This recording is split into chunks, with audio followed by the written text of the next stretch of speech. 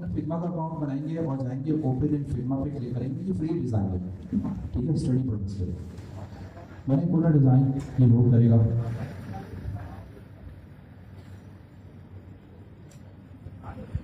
अभी लोड कर रहा है डिज़ाइन।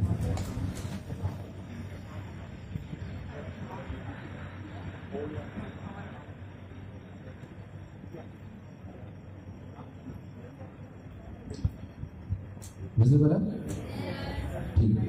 ये इसके सारे पेजेस आ रहे हैं, ठीक है। अब मैं थोड़ा सा इसको, अगर मैं अपने माउस को पिंच करूँ या जूम करूँ तो मैं इसे जूम फॉर्म में देख सकता हूँ। लेकिन फोकस करने की वाली बात यह है, अब हम थोड़ा सा फिग्मा का इंटरफेस समझेंगे। यार कोई ये लाइट बंद कर सकता है?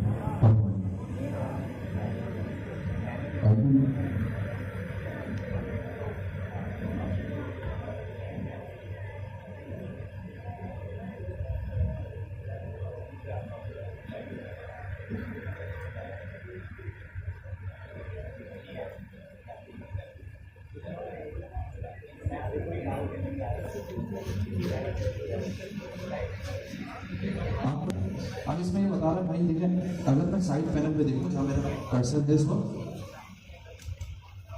ये वाली साइड, इसमें इस वक्त जो एक्टिव स्क्रीन है उसका नाम लिखा हुआ है थंबनेल, सही।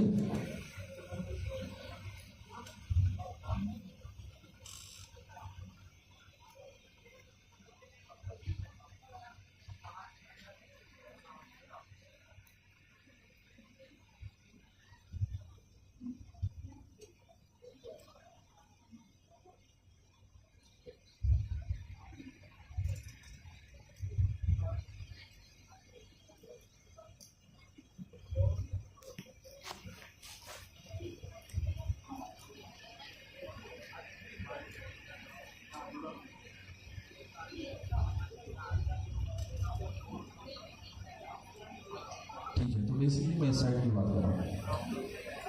अब यहाँ पे एक पर्टिकुलर फाइल के अंदर मल्टीपल पेजेस हो सकते हैं, ठीक है। इसके अंदर एक सेक्शन इन्होंने नाम रख दिया पेजेस का अप टू। अभी हम डिजाइनर पर्सपेक्टिव से नहीं सोच रहे, मैं ये सोच रहा हूँ कि मुझे क्लाइंट ने एक लिंक दिया फिग्मा का, ठीक है, वो मैंने ओपन किया फिग्मा के, और उसके बाद अब मुझे कैसा इंटरफेस नजर आ रहा होगा वो इस तरीके से, ठीक है। क्लाइंट में बेसिकली एक है थंबनेल का पेज, इसके अंदर सारा ओवरऑल डिजाइन नजर आ रहा है। उसके बाद मुख्तलिफ चीज़ें।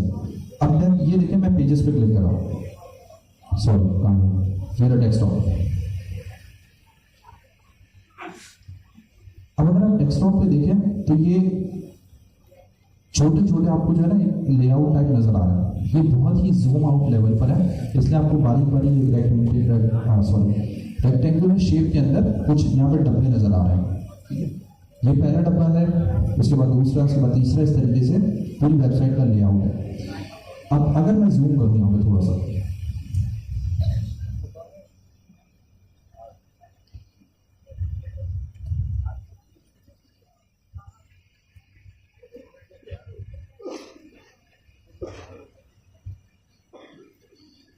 ये थोड़ा सा टेक्स्ट आपको यहाँ पे नजर आ रहा है ऊपर जहाँ पे मेरा कर्सर है, यहाँ पे लिखा हुआ है होम। होम का मतलब क्या? ये जो पेज है बेसिकली ये होम का पेज का लेआउट है। उसके बाद मैं थोड़ा सा अपना कर्सर जो है स्क्रॉल कर रहा हूँ, और यहाँ पे दूसरा पेज है जिसका टाइटल इन्होंने लगाया हुआ क्या, प्रोडक्ट पेज, ठीक है। अब मैं इसे जूम आउट करता हूँ और बात करेंगे सिर्फ होम पेज की। अब मैं जूम इन कर रहा हूँ, अब आप देखिएगा हेडर नजर आ रहा है मुझे, ठीक है। हेडर के अंदर क्या क्या चीजें, लोगो, सर्च बार, लिंक्स और कुछ आइकन नजर आ रहा है, ठीक है। अब मिसाल के तौर पर मुझे डायमेंशन चाहिए किसकी, इस लोगो की। अब आप अगर देखें मेरा कर्सर अगर आउट ऑफ द स्क्रीन है तो ये हाईलाइट नहीं हो रहा। जैसे ही मैं कर्सर अंदर लाऊंगा उस पर्टिकुलर सेक्शन के, आप देखें उसने हाईलाइट करना शुरू कर दिया, kind of a blue border around the design. तो नजर आ रहा है आपको, ठीक है। ये बेसिकली ये दिखा रहा है कि ये पर्टिकुलर पोर्शन एक्टिव हो जाएगा अगर मैं इस पर क्लिक करूंगा। मैंने इस पर क्लिक किया, अब ये नोड एक्टिव हो गई। देख रहे हैं आप यहाँ पे आपको ये राउंड सा स्क्वायर नजर आ रहा है रीसाइजिंग के लिए, आ रहा है नजर, ठीक है। अब मैं जूम आउट करता हूँ। अब मैंने आपसे कहा था कि जिस भी पर्टिकुलर पर्टिकुलर सेक्शन का अगर आपको उसकी हाइट विड्थ या डायमेंशन चाहिए होगी, फिग्मा में वो आपको विजिबल होती है, नजर आती है। कैसे नजर आती है? अब ये देखें, मैंने जिस सेक्शन पे क्लिक किया था बेसिकली पूरा पेज नहीं था, बाय मिस्टेक, मुझे नहीं पता डिजाइन कैसे बनाया, लेकिन अगर आप ये देखें तो ये किस चीज को हाईलाइट कर रहा है? हेडर को। से हेडर का जो कंटेनर है सिर्फ उसे हाईलाइट कर रहा है, ऐसा ही है? Yes sir. ठीक है। राइट साइड पे जो पैनल है इस वक्त, उसमें एक डिजाइन का जो है ना कीवर्ड या टैब समझ लें, वो इस वक्त एक्टिवेटेड है। अगर मैं इसे स्क्रॉल डाउन करूं तो यहाँ पे एक जगह पे लिखा हुआ है रीसाइजिंग, नजर आ रहा है? Yes sir. रीसाइजिंग के अंदर W लिखा हुआ है, W for width, NH for, यहाँ पे जो विड्थ है वो है 1440, यानी 1440 पिक्सल्स, और फिर हाइट कितनी है यहाँ पे? 80 पिक्सल्स। ये डायमेंशन आपको मिल गई। अब अगर मैं इसे जूम आउट करूं या जूम इन करूं, ये मुझे कितना ही बड़ा नजर आए, इसकी डायमेंशन सेम ही रहेगी जो कि डिजाइनर ने एज ए स्टैंडर्ड सेट की थी। समझ आ गया? Yes sir. ठीक है। नेक्स्ट चीज आपको ये देखना है कि भाई लोगो जो है उसका साइज क्या है। तो अब अगर मुझे लोगो सेलेक्ट करना है तो मैं लोगो पे कर्सर रख के डबल टैप करूंगा। अब लोगो के अराउंड आ गया, यस सर। ठीक है, लोगों के अराउंड मेरा स्क्वायर शेप आ गया। अब अगर मैं पैनल को देखूं तो वो क्या कर रहा है? सर पॉइंट्स में वैल्यू दे रहा है। विड्थ कितनी है? 65.4 और हाइट कितनी है? 22.07। 22.87। समझ आ गया भाई? ये आपको डायमेंशन मिल गई। अगेन अब आ जाते हैं सर्च बार पे। क्या चीज? फॉन्ट साइज पता चलेगा, क्योंकि ये लोगो है। लोगो हमेशा इमेज होगी, एसवीजी होगी, ये फॉन्ट नहीं है, ये लोगो ब्रांड है। फॉन्ट की बात करता है। अब मैं सर्च बार पर आ गया, जैसे ही सर्च बार पे मैंने डबल क्लिक किया, ठीक है, वो चीज पर्टिकुलर एरिया एक्टिव हो गया, ऐसा ही है। अगेन उसकी जो है यहाँ पे डायमेंशन आ रही है, विड्थ कितनी है? 372 और हाइट कितनी है? 56। अब उस सर्च बार के अंदर दो मजीद एलिमेंट्स हैं। एलिमेंट्स कह रहे हैं या नोड कह रहे हैं, नोड फॉर NODE। दो एलिमेंट क्या है? एक है आइकन और दूसरा है input area. Place holder text या टेक्स्ट सिंप्लीफाई करता है, ठीक है। अब आइकन का साइज चाहिए, अगेन डबल क्लिक, आइकन आ गया। देखें जब मैंने क्लिक किया ना, वैसे ही उसके नीचे वो डायमेंशन बता रहा है 24x24। Yes sir.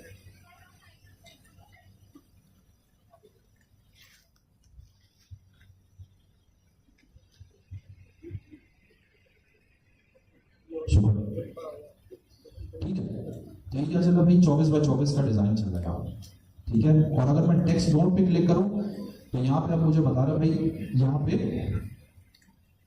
देखिए इसे स्टडी करना जरूरी है, क्योंकि ये एक बेसिकली टेक्स्ट है, ये कंटेनर या एलिमेंट नहीं है, तो इसके अंदर विड्थ और हाइट आपको विजिबल प्रॉपर्ली नहीं होगी। वैसे तो लेआउट में नजर आ रहा है, मगर ये टेक्स्ट है।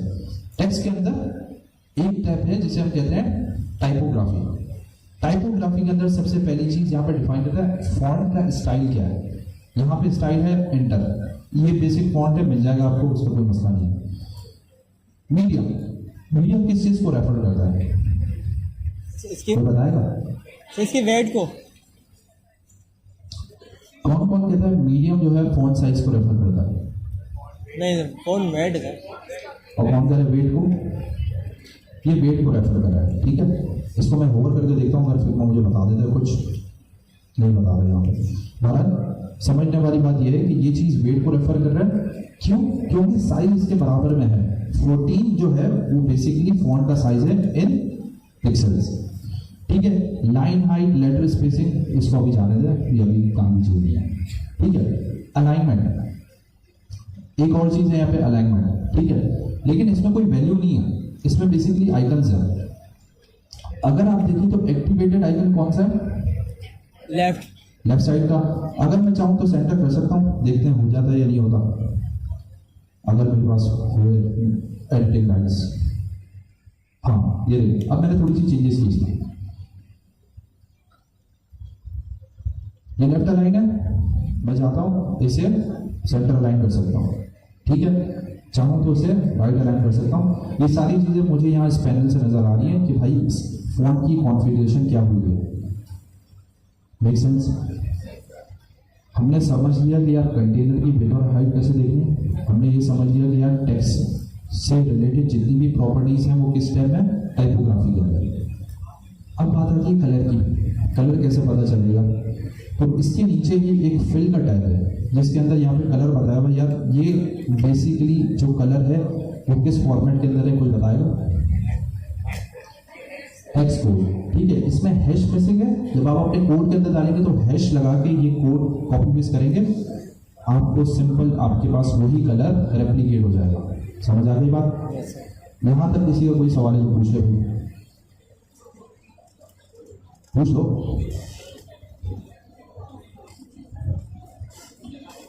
क्या कह रहे हो? टेलमेंट में कैसे करेंगे? टेलमेंट में बेसिकली कस्टम कलर डिफाइन किया जा सकता है, ठीक है, वो मुश्किल नहीं है। लेकिन अभी हम ये समझते हैं कि हमें बेसिकली सीएसएस में डिजाइन बनाना है, ठीक है। टेलमेंट को साइड पे करते हैं, सही है। जो टेलमेंट में जो डिजाइन मोस्टली जब देता है डेवलपर या जो भी है, तो वो टेलमेंट की बेसिकली कॉन्फ़िगरेशन डिफाइन कर देता है कि यार ये कलर कोड होंगे, ठीक है।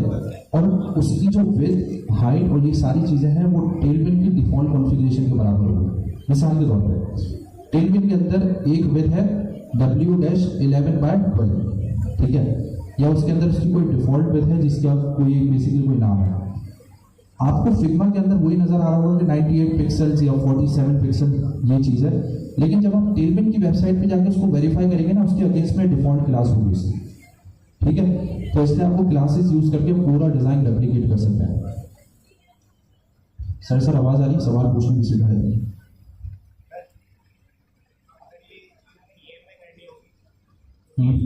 तो डिजाइनर तुम्हें उस फॉर्मेट में देगा, ठीक है, तुम्हें टेंशन पाने की जरूरत नहीं।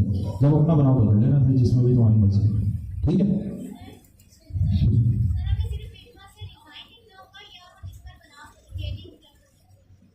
चेंजिंग क्यों करेंगे? मिसाल के तौर पर, अच्छा अब क्योंकि सवाल अच्छा है, देखिए जब एक प्रोडक्ट बनता है ना, उसमें बहुत सारे लोगों के मुख्तलिफ रोल्स होते हैं, ठीक है। आप किसी एक पर्टिकुलर रोल पे काम कर रहे हो। प्रोडक्ट के अंदर कितने फेज हैं? सबसे पहला फेज प्लानिंग, ठीक है, स्कोप और फीचर्स। ये कौन बंदा कर रहा होगा? तो यूएक्स, कौन? यूएक्स और कोई होता है? कौन? ठीक है, प्रोडक्ट प्लानर या प्रोडक्ट ओनर, ठीक है, जो प्रोडक्ट बनवाना चाह रहा है। हर केस में देखिए हम सोच रहे हैं किस बात से, सर्विस लेयर की बात से, सर्विस इंडस्ट्री की बात से।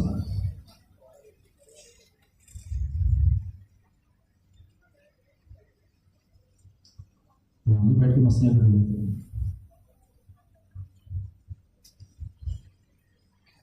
देखिए जो मतलब प्रोडक्ट का फीचर डिसाइड करता है, प्रोजेक्ट का स्कोप डिसाइड करता है, वो कौन है भाई? Product owner. प्रोडक्ट बनने के बाद आगे चलते हैं, ये एक बेसिकली हियरार्की होती है किसी बड़ी ऑर्गेनाइजेशन के अंदर। प्रोडक्ट ओनर के बाद वो फीचर्स के अंदर डिवाइड होता है कि उसका स्कोप डिसाइड होता है। वो जो चीज़ बंदा जो कर रहा होता है कि यार ये जो स्पेसिफिकेशन है, ये जो रिक्वायरमेंट है, वो जो कन्वर्ट करने वाला बंदा टेक्निकल टर्मिनोलॉजी के अंदर या टेक्निकल स्कोप के अंदर, वो या तो टेक लीड होता है या तो चीफ टेक्नोलॉजी ऑफिसर होता है, CTO, ठीक है। अब CTO के अंदर अब बेसिकली मुख्तलिफ टीम लीड्स आ सकते हैं।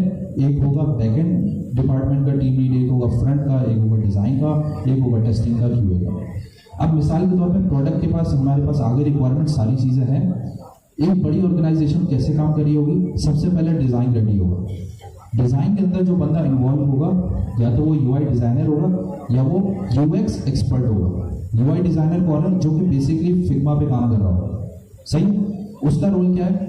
फिग्मा का।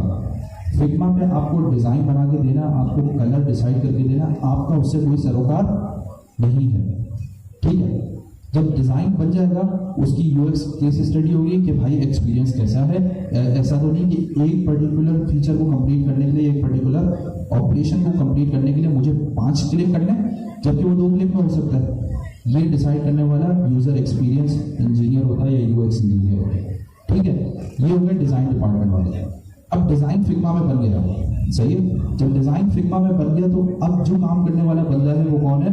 Front end developer, front end developer, engineer, front end software engineer या फ्रंट एंड डेवलपर, जो भी कह रहे हैं, उसका काम सिर्फ ये है, डिजाइन आ गया, अब एज इट इज बनाना है, ठीक है। उसका काम ये नहीं है कि भाई मैं फिग्मा की फाइल में जाके चेंजेस करूँ, ठीक है। सवाल पूछ कौन रहा था कि मैं फिग्मा में जाकर चेंज कर लूँ? हाँ, फिग्मा में जाकर चेंज करने की हमें नीड नहीं है। ऑर्गेनाइजेशन में आपको रिक्वायरमेंट मिलेगी, आपको बस वो रेप्लिकेट करना है, ठीक है। जब वो बन जाएगा तो बैकएंड, फिर बैकएंड के बाद फिर टेस्टिंग और वो चलती रहेगी चीज, ठीक है। हाँ, इवन कि अगर क्लाइंट का डिजाइन है, क्लाइंट ने आपको दिया है, मिसाल के तौर पे ये ब्लैक कलर है, मैं बोलूँ यार मुझे समझ नहीं आ रहा क्योंकि मुझे पिंक पसंद है, मैं बैकग्राउंड कलर पिंक कर देता हूँ और पिंक पे पूरा डिजाइन बना दूंगा, क्या ये तरीकेकार है? नहीं, क्योंकि जो क्लाइंट ने आपको दिया है आपको वही बनाना है। इवन अगर आपको लगता है कि कोई चीज इंप्रूव करने की नीड है तो आप क्लाइंट को बोलेंगे यार मुझे लगता है एज पर माई एक्सपीरियंस ये चीज यूं नहीं यूं होनी चाहिए, अगर आप कहते हैं तो ऐसे कर देते हैं, वरना हमें कोई जरूरत नहीं है। समझ आ रही? Yes sir.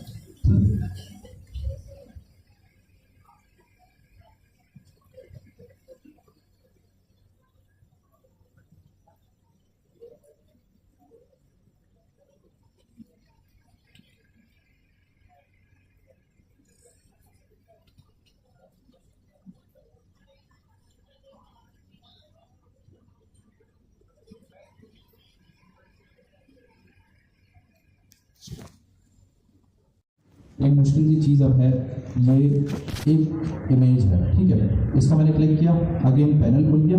पैनल मुझे ये बता रहा भाई लेआउट के अंदर मेरे पास है विड्थ और हाइट, देन मेरे पास उसका है फिल कलर। क्योंकि ये इमेज है विद ट्रांसपेरेंट बैकग्राउंड तो इसका कोई बैकग्राउंड कलर नहीं है, इसलिए ये टैब खाली है। खाली है यार, लो तो मैं अकेला पढ़ रहा हूँ क्या? ठीक है। अब अगली चीज जो इम्पोर्टेंट समझनी है वो ये समझनी कि यार इसके अंदर ही इमेज है, इसके अंदर एक डेटा है। अगर मुझे एक इमेज चाहिए तो वो इससे मैं निकालूंगा कैसे? अपने प्रोजेक्ट में इंक्लूड करें। तो यही आपको नजर आएगा। आखिर में क्या टैब है? एक्सपोर्ट। क्लिक किया, ये आपसे पूछ रहा है भाई सबसे पहले 1x का मतलब है स्केलिंग, ठीक है। अगर मैं 1x बात कर रहा हूँ तो बेसिकली अगर ओरिजिनल इमेज यहाँ पे नजर आ रही है 500 बाय 500 तो 500 बाय 500 की इमेज एक्सपोर्ट कर देगा। अगर मैं 2x करूँगा तो स्केल बड़ा कर देगा, ठीक है, यानी 1000 बाय 1000। 3x करूँगा तो 1500 बाय 1500। अभी आपके ऊपर है आपको कितना इसका स्केल बढ़ाना है। याद रखिएगा स्केल बढ़ेगा तो इमेज की साइज भी बढ़ेगी, ठीक है। हम यहाँ पे PNG में 1x वाले स्केल के साथ यहाँ पे लिखा हुआ है एक्सपोर्ट आईफोन इमेज, क्लिक किया और ये आपका इमेज डाउनलोड हो गई, ये सब PNG। सर हमें किस पे करना चाहिए? सर हमें किस पे करना चाहिए? हमें ज्यादा अच्छा किस पे रहेगा? ज्यादा अच्छा किस पे रहेगा? ये तो तुम चेक करोगे ना, सब मैं बता रहा हूँ। नहीं मतलब रेजोल्यूशन बढ़ा दी इमेज खोली, तुम्हें लगा यार बहुत छोटी है, इसको बड़ा करूंगा तो अजीब लगेगा, तो तुम 3x कर लोगे स्केल, तो इसको चेक कर लोगे। सही, ठीक हो गया भाई।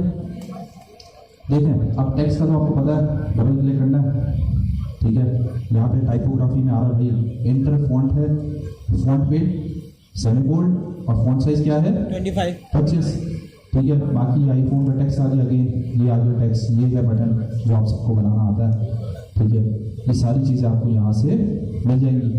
इसमें किसी का कोई सवाल?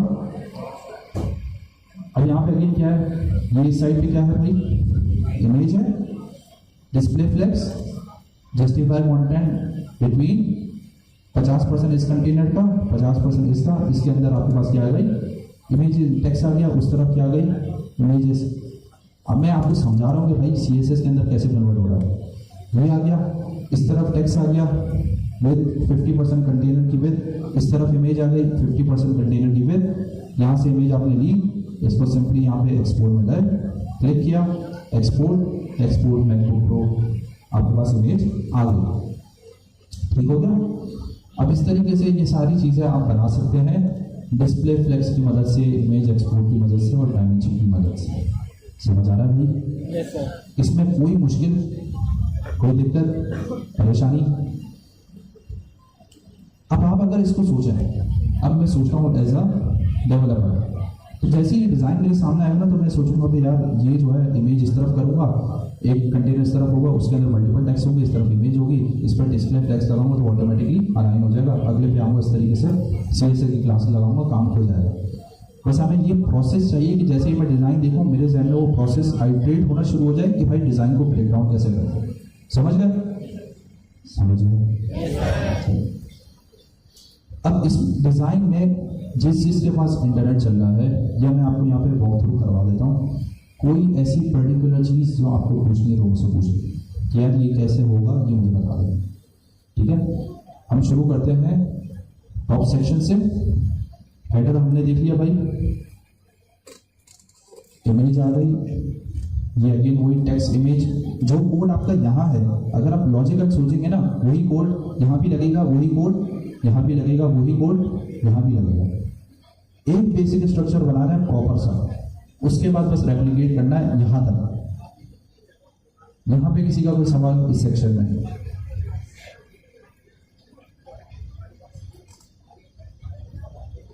बिल्कुल कंटेनर, हर चीज कंटेनर में बना के करना है, क्योंकि कंटेनर पे साइजिंग एडजस्ट होगी तो इमेज पे डायरेक्ट नहीं करना पड़ेगी, कंटेनर के अंदर कंटेनर बना दो। ठीक, इसमें कोई दिक्कत, कोई परेशानी? कैसे मैं इसकी स्टाइल्स निकालूंगा, ये कैसे बनेगा? पूछो।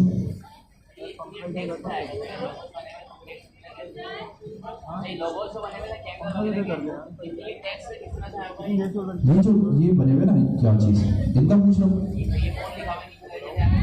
ये फोन जो है बेसिकली टेक्स्ट है। एक मिनट, अब सवाल तो कंप्लीट करना तो जवाब दे दूंगा। और ये क्या है, बेसिकली एक इमेज ले लो सर, इसको एक्सपोर्ट यहाँ से तुमने किया, एक्सपोर्ट हो गई, और यहाँ पे तुमने टेक्स्ट रख दिया। अब अगर आपको याद हो तो बेसिकली फ्लेक्स के अंदर एक प्रॉपर्टी थी, I think so flex direction. ठीक है, अगर आपने खुद से स्टडी किया हो, बाय डिफॉल्ट फ्लेक्स डायरेक्शन की प्रॉपर्टी सेट होती है रो पे, मतलब वो एक रो में एलिमेंट अलाइन होगा। अगर आपने उसको कॉलम कर दिया तो वो ऊपर नीचे आ जाएगा, बस यही करना, कुछ नहीं करना। अब क्वेश्चन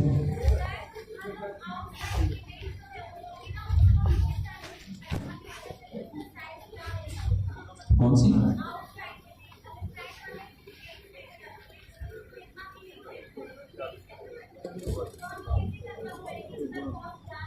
यही वजह है मैंने इतनी बड़ी थ्योरी पढ़ाई थी कि भाई क्लाइंट अगर आपको इमेज सेंड करेगा तो आप कहेंगे भाई इमेज से कैसे बनेगा प्रोजेक्ट। मुझे या तो फाइल दो फिग्मा की, एडोबी XD की दो, या एटलीस्ट फोटोशॉप की दो, जो कि पुराने ज़माने में चलता था, PSD to HTML। कोई एक डिज़ाइन फाइल होगी जिसके अंदर स्केलिंग डिफाइन होगी, जैसे फिग्मा में डिफाइन है ऐसे ही एडोबी XD में डिफाइन होती है, ऐसे ही फोटोशॉप के अंदर डिफाइन होती है। तो फिर आपको प्रोजेक्ट लेने की जरूरत नहीं है, वरना आपसे बड़ा होशियार कोई नहीं है, समझी? वो प्रोजेक्ट लेने की जरूरत नहीं है। ओके,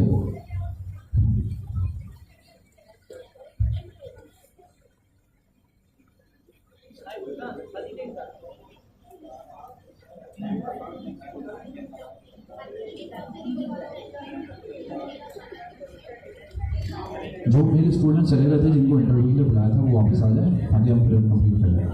अच्छा भाई, यहाँ पर आ जाते हैं मजीद। ये प्रोडक्ट है, इसमें बटन है, बहुत सारी चीज़ें हैं, इसका कोई इसमें मुश्किल नहीं है। ठीक है, अब ये सारी कोई चीज़ है। अब मिसाल के तौर पे अगर आपसे ये ना बन रहा हो तो आप ये बेसिकली बैनर उठाएं पूरा। अब ये हर चीज़ के लिए नहीं करना भाई, ये सिर्फ इसलिए बता रहा हूँ, मोस्टली वेबसाइट इस तरीके से banner as a image form में देती है। पूरा मैंने उठाया और फिर मैंने यहाँ पे क्या करा, एक्सपोर्ट, और मेरे पास ऐसा ही मिल जाएगा। ठीक है, बाकी फूटर है जो आप खुद बनाते रहते हैं और इसमें कोई मसले वाली कोई बात नहीं है। अब दो चीज़ें हैं, हैकाथॉन हमें शुरू करना है विद इन नेक्स्ट 2 मिनट्स, जिसमें आप कोडिंग करेंगे और ये पूरा प्रोजेक्ट आप खुद से बनाएंगे। आपके पास टाइम है 1.25 घंटे का। ठीक है, 11:15 बजे हम खत्म करेंगे और फिर चेक कर लेंगे जिसका बन गया होगा। जिसके पास लैपटॉप नहीं है वो और हम दोनों बैठ के बातें करेंगे, आप कुछ अपना जोक सुनाएंगे, मैं कुछ अपना सुनाऊंगा।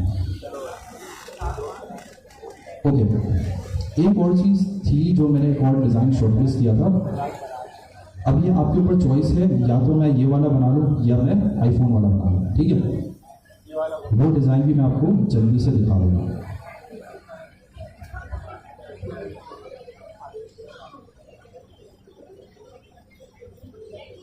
अच्छा, मैं आपको एक बात बताऊँ, ये वजह हम क्यों करें अचानक से। नवंबर के अंदर आपका एक ऑफिशियल हैकाथॉन होगा, जिसके अंदर आपके रोल नंबर के हिसाब से आपको डिज़ाइन असाइन होगा और वो आपको बनाना होगा, सबमिट भी करवाना होगा। ठीक है, उसके अंदर जो बच्चे शॉर्टलिस्ट होंगे, हो सकता है फिर अगेन उनकी इंटर्नशिप वगैरह का कुछ हो जाए। तो आपको पहले से ही हम फ्यूचर प्रिपेयर कर रहे हैं, क्योंकि हमने डिज़ाइन के जितने भी टॉपिक थे, रिस्पॉन्सिव, एनिमेशन, जितनी चीज़ें थी वो पहले से ही कवर कर लेंगे। ये एक दूसरा डिज़ाइन है, ठीक है, अगेन बिल्कुल सिमिलर है। यहाँ पे टेक्स्ट है, कुछ भी नहीं है, यहाँ पे एक इमेज है, बिल्कुल हलवा डिज़ाइन है और कुछ भी नहीं है इसमें। अगेन एक सेक्शन है, अबाउट है, ठीक है। अब हम इसमें एक चीज़ चेक करें, बिल्कुल सिंपलिस्टिक, बिल्कुल अच्छा सा डिज़ाइन बना हुआ है, कलर वाइब्रेंट नहीं है, बहुत ज़्यादा लाइट से कलर है, लेकिन डिज़ाइन इतना प्रोफेशनल लग रहा है कि अपना वो एक अलग ही लुक दे रहा है। वो गंदा गुंदा बनाते हैं ना, यार ये ग्रीन भी डालो, ये पिंक भी डालो, तो वो कुछ और ही बनता है। ठीक है, इसमें कोई सवाल है ऐसा?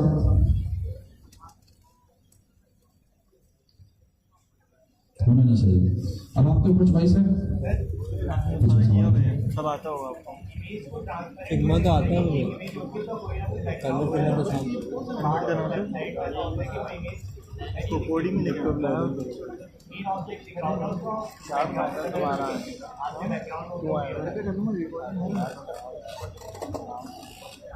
कैसे चल रहा है हमारी वजह से। भाई आप तैयार हो जाए, जिसको प्रोजेक्ट 1 बनाना है वो शुरू कर ले, जिसको 2 बनाना है मैं लिंक शेयर कर रहा हूँ।